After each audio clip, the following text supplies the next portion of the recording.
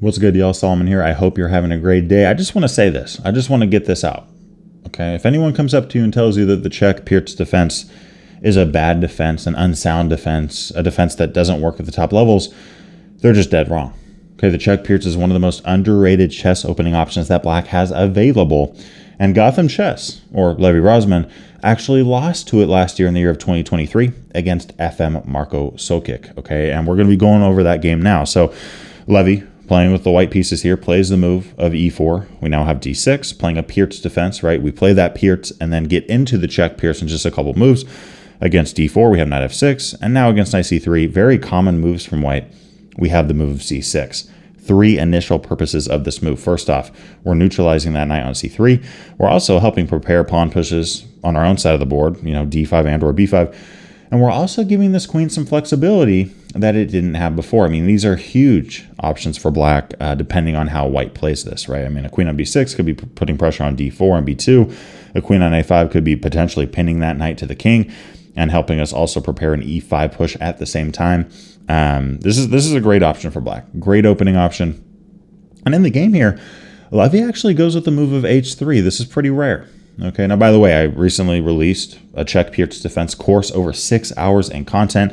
If you want to learn this position in depth, if you want to learn the lines, strategy, ideas, and see, master, grandmaster games to back it up, I highly recommend that you go check it out. Okay, go check out my course, over 6 hours in content. If you want a discount code, which is only good for the month of September, 30% off, all you got to do is go down to the link below in the description or the pinned comment. Click on that link and then plug in the discount code Czech Pirc 2024 and you will receive 30% off on the course. Okay, only good for the rest of September, so make sure to go check that out. Now, again, in the course here, we cover a bunch of different moves. We look at moves like f3, f4, knight f3, bishop e3, bishop g5. We look at a4, we look at g3, we look at e5 and d5. We also look at bishop, c4. We look at bishop d3 as well. There's so many different things that we look at.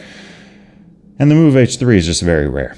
Okay. Now, in the course, though, we do cover, some concepts in chapter 7. Okay, how do we play against quiet moves from the opponent, right? How do we play against quiet moves? One of them is playing the move e5. Okay, this is an option. If you like this kind of position where the queens get traded off the board, this is very sound. Okay, our king could potentially have a very nice square to tuck away to on c7. And I'll add as well, if bishop c4, we don't want to play bishop e6 and mess up our pawn structure. We don't want to play king e8 because then our rook's going to have a hard time developing. We don't want to play king e7 because then both our dark squared bishop and our rook are going to have a hard time getting active. Instead, we can play the move here of bishop to b4, right? Pinning that knight to the opponent's king and really threatening to take the pawn e4. Now, okay, if something like bishop d2, king e7, this is perfect for us, right? This is great because now our rook can get into the game. The bishop's already out. The pawn on f7 is protected. This is fantastic, okay? And on top of all that, now bishop e6 really is an option because the king would defend that spot, right? And queens are off the board, so our king's not in danger in the slightest. Going back, again to this move of bishop b4, if white takes on f7, we could take on e4 or kick that bishop back and then take on e4. In either case, we have ourselves a great game here. Now, taking a step back to the position, though, in this game, okay, we don't see Sokic going with the move of e5. We instead see knight bd7, great move. And after g4, h6, just trying to slow that pawn down a little bit, just eyeing up that square of g5. And now against bishop g2, Levy fianchettoing that bishop, we see the move of e5. Notice how e5 is protected by both our pawn and our knight on d7, and it could get more support from a queen on c7 or a5. So that pawn on e5 is rock solid. We don't got to be worried about it. If white ever does take, okay, we take back. And this is great for us. This gives us more maneuverability, a c5 square for our knight or bishop. The bishop as well just has a lot more vision now. And on top of that, this diagonal is feeling a little bit more weak, right? That could become a great spot for our queen. So really here, white shouldn't take on e5 unless they want to give up their opening advantage. And against the move knight ge2, which is what Levy plays here, much better move, we now have b5, right? This is an option that you have with the Czech Pirc. If you don't want to play b5, and we talk, I talk about in the course, okay, why play b5, why not play b5, all that kind of stuff. But if you do like playing b5 and just pushing like crazy, you can do it. If you don't want to, you don't have to, but b5 here is a strong move. We now have b4, kicking the knight back, and g6, right? Really trying to neutralize that knight on g3, so just can't come in unless you want to lose it. And after castling kingside, we have the move of bishop a6. Now, I actually think that this is an inaccuracy from the black side. Why is that? Well, in this case, white could have played the move of a3. Levy here could have played a3, putting pressure on that pawn. Notice, if white takes, guess what? The bishop's hanging. There's no protection from the rook. This is huge, right? And if we take on a3, the rook captures back. The bishop's attacked again. If bishop b7, white's just getting a ton of development right now. I mean, and if we play d5 attacking the rook, this might look fun, but then rook b3, and I mean, the engine here just has white completely demolishing black, and I think it's just because of our lack of activity. We have 3 pieces developed, guys. 3 pieces. White has 7. So, you know, they're definitely heading that area. We're not even castled, and we have so much tension here.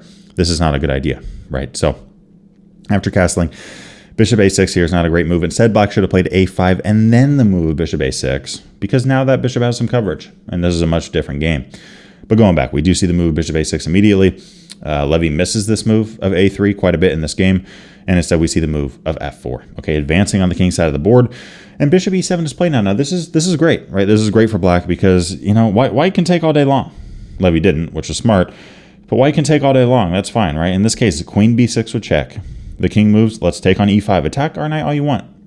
The knight goes back to d7. This pawn on e4 is now isolated, and because of that, this knight ain't going nowhere. It's well defended by our knight on d7, right? And we have a great queen here. I mean, pouncing all the way down to g1. A great bishop as well. I mean, tons of pressure on the king side of the board. A lot of different things that we could see here. Maybe bishop h4 at some point, putting more pressure on the white side. You know, the engine actually likes black castling queenside in this kind of position, probably going for some attack against the king because we already have so much pressure on that side of the board. I wouldn't say that castling queenside is a common Czech Pirc idea, but Levy's, you know, if Levy did do this and, you know, took all those pawns and stuff, I mean, white's extended their position so far and they've castled, so they got to be careful, right? Now, taking a step back, we see the move bishop e3, right? Much better move than just taking like crazy on e5. This tends to be a pretty big mistake for white in a lot of lines and variations that we cover in the course. But in this case, okay, queen c7, right? Develop, maybe support c5, maybe, you know, give some extra support on e5, all that kind of good stuff. Rook f2 is played, getting out of that pin, which is annoying. And we now have c5, right? Putting pressure on d4. You know, Levy goes, you know what? I don't want the smoke. I don't want to start taking everything off. I'm just going to push. And now black continues to forge ahead with the move of h5. Levy responds to g5. And here we see the move of e takes f4, right? And following bishop captures back, knight h7 was played. I actually think h4 is a much better move. Very strong idea for black. First off, if you want to take our knight, go ahead, we're going to take yours. If you want to keep taking all day long, guess what? You're taking a bishop, we're taking off your rook. Big advantage for black there, right? For example, if you take, all right, we take backward check, we take on e7 with the king, we're up 2 points of material, we're up the exchange. This is great, right? And, you know, if you take on g3, right? I mean, let's say here you play a move like bishop captures back. Our bishop takes on f6. Complete control of the dark squares here. Complete control of e5. A very active rook on h8. A very active bishop on a6. You know, our queen can get into the action as well on this side of the board. I mean, there's so many opportunities here for black. This is fantastic. And let's say white goes, you know what, I don't want to take, I'm going to run away with the knight somewhere like f1. Well, now we have the h5 square available instead of h7. And that knight on h5 is very dangerous. For example, I mean, queen d2, let's take the knight, right? Let's say, you know, white captures with the rook, which is the engine move, by the way. We can take on f4. This pawn's pretty weak. It's pretty overextended. It's pretty helpless in terms of getting more support. We play rook h5. This pawn is simply not going to make it. And again, e5 is completely ours in this position. Knight e5 is a move that's going to be coming on the way very quickly. Going back, instead we see the move knight h7. And we now have h4 from Levy. Okay, now f6 is played. It's okay. It's an okay move. This definitely gave, you know, Levy some technical opportunities. I mean, one of them is this crazy move of e5. Another one is this move of knight f5. I mean, Levy could have played knight f5, activating the knight. The whole idea being, if we take, guess what? g6. We run away, g7. We play white takes. And after bishop captures back, knight g3. These pawns are very weak. We got to get the heck out of there. We got to castle queenside right now. But, you know, if a move like f takes e4, guess what? We're queen takes h5. Our king can't castle now. We're going to play a move like king d8. You know, we could see rook e1. I mean, white's attacking chances are through the roof right now. So again, if you see that kind of position, just castle, get the heck out of there. But in either case, I mean, white has a very nice advantage. So going back, right, we see the move f6. Levy misses this move of knight f5, as well as this crazy idea of e5 there. I mean, e5 here, I would never even think of that, right? I would just go, oh, black just takes back. But it turns out that after, you know, bishop e3, this rook gets some activity, and You know, this bishop is really able to come to e4 now and put pressure on g6. I mean, this just becomes a hard position to play. And if we castle queenside, well, white starts breaking this side of the board open. So it's one of those stockfish lines. That's one of those lines that if I was playing as Levy and I saw that, I would sit there and go, you know what? I don't feel bad for missing that. You know, that's just a crazy move to find. I mean, honestly, if someone plays that, you got to start wondering if they're cheating, right? So we see the move of queen d2, much more human move. And in this case, we see capturing on g5, taking on g5 again. And now again, this pawn's a weakness. This pawn's free to roam. Let's push it. h4, h3. Once that bishop drops back, queen d8 is the engine move here. Instead, we see the move of knight e5 and then queen g8. I mean, again, that pawn's just such a big target, and we can't play rook h5 due to that bishop. But okay, king h1. We now snatch off the pawn. We're up material. Now we have, you know, a positional advantage, attacking advantage, material advantage, you name it. The queen goes back. Bishop e3. I mean, Levy's in trouble here. Rook f1, queen h4, playing actively. Love it. c4. You know, rook f8 works here, right? Even after queen a4 check, black's winning. But why would we want to lose the bishop, right? There's no point. So let's castle kingside so that we don't lose our bishop there. And b3 here. I mean, white just trying to keep this game, you know, locked up as much as they can. But we now have knight takes f3 and capturing off on e4, right? Notice what we did there. That pawn was defended by a diagonal moving piece. Let's get rid of that diagonal moving piece and then take on e4.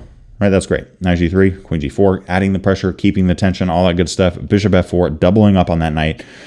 Levy, you know, desperately tries to defend it, but rook e8, queen c2. You know, black could have captured on f3. That's the engine move there. But I would say too, like after queen takes g6, you know, king h8. Maybe it feels a little bit risky for black, and we're winning by so much. Like, why should we play risky chess? There's no good reason, right? Get the safe win every single time you can. But going back to queen c2, again, that position is completely winning for black, and white really can't do anything. But instead, we see the move of king h7. I like that move. Safe, solid. We still have so much activity here. And rook f1. Now here, this is a great position. This is a great instructive one to think through, right? Our queen on g4, very active. Our bishop, I mean, you could hardly think of a better spot. This rook on f8, there's no major way for this rook to get activated. But I would say these two pieces here, they could be doing more. Right, rook e3 is played here. Great move, right? Solid move. Bishop c8 would also be good there. Notice here, I mean, white can barely move. The knight's pinned. If the rook runs away, guess what? We have checkmate. If this rook runs away, this knight has even less protection than it does. There's just so much happening. If this knight moves, let's say something like knight e1, guess what? Well, the rook's now in the attack. We take on g3 with check. If you run away, we capture the rook. We could even take on e1. Just keep taking stuff off here. We're +8 material. We're +8. And going back, right? White instead plays this move of queen d1. Just, you know, Levy here. GothamChess, just trying to hang on for dear life. I would say our worst piece is this bishop. All right, let's activate it. Let's bring it back to c8. Let's get this bishop active. King h1 is played. I mean, white can barely do anything there. We now see capturing on g3, taking on g5. Bishop f5. Levy resigns this game against the Czech Pirc Defense. Notice, bishop e4, a huge threat. And that was only possible because we played that improving move of bishop c8. And yeah, I mean, if Levy decided to take the bishop, okay, we take back. I mean, we're up 5 points material, guys. We're up 5 points. I mean, if you take on g3, we take again. We're now +7. The king's in danger. It makes sense why Levy resigned this game, right? So the Czech Pirc Defense, extremely underrated option for black. Again, if you're interested in my 6+ hour course on it, all you got to do is go down the link below, plug in the discount code Czech Pirc 2024, and you will receive 30% off only in the month of September. Okay, that's how long this discount lasts. So yeah, make sure to head over there. I hope that you enjoy it, put a lot of work into it. And at the end of the day, I just think the Czech Pirc is a very strong opening. I believe in it. And I think if you really put in the work, study the course, look at the lines, look at the variations, and really become a master at it, you're going to be finding yourselves getting some pretty easy and just high level wins at the end of the day. Thanks for watching today's video. I hope you enjoyed it. I wanted to give a big shout out to my Patreon supporters for the month of September in 2024. I appreciate y'all a ton. It's been great getting to know you guys. And for those of you that haven't thought about joining the Patreon, there's some exclusive benefits that you gain by becoming a member. And yeah, I mean, if you guys do join, I'm excited to start talking to you guys over on the platform. On top of that, guys, here's the thing. Look, it's September. Okay, it's September. There's only so much time left to get that Czech Pirc Defense course. Click the link. Click the freaking link, plug in the discount code, get your 30% off, only good until the end of the month, and I'll see y'all in the next video. Let's get it.